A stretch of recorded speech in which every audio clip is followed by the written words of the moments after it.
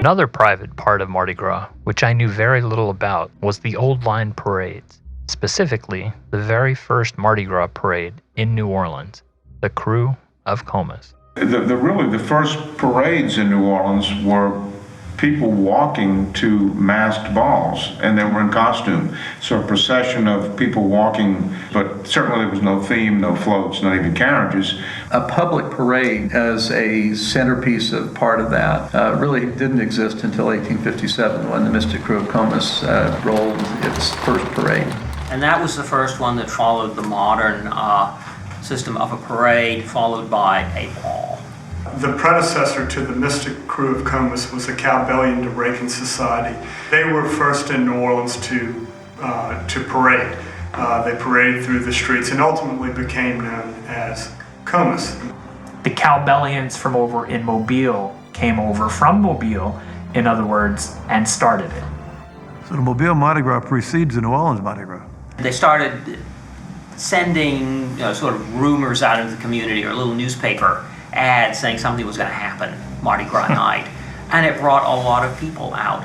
There were only 2 floats, and Pretty small. lots and lots of people in masks, bands, lots of noise, lots of bright light, and lights exploded, the band started playing, and the first parade let go, and people were just taken aback by this. And of course, in the 19th century, people regarded entertainment very differently from what we do today.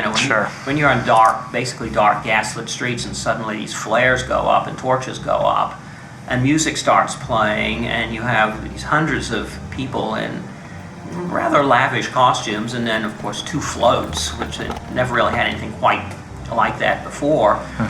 People were looking for it again. They brought order to the celebration, came up with the word Krewe, had the idea of a costume masker on a float in a parade that had a theme, and then a tableau ball. I mean, all of that started with Comus. And the parade would begin not by any designated route, but just in a creative wandering with beautiful floats and a beautiful theme and beautiful costumes. It was quite magical.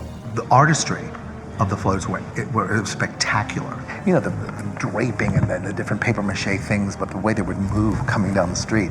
It's not all streamlined like some of them are now, these big, huge barges coming down. These were these little offerings of beauty.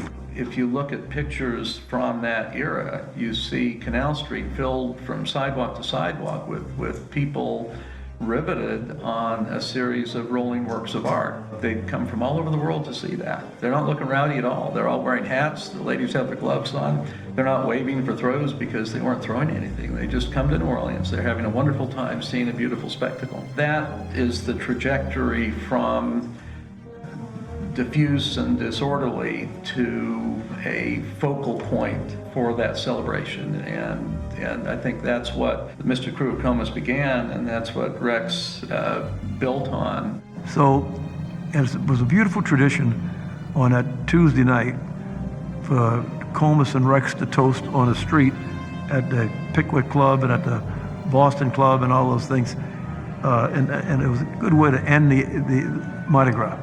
Let's face it, without them, there wouldn't be an us. And that's why I have nothing but respect for them, and thank God for them.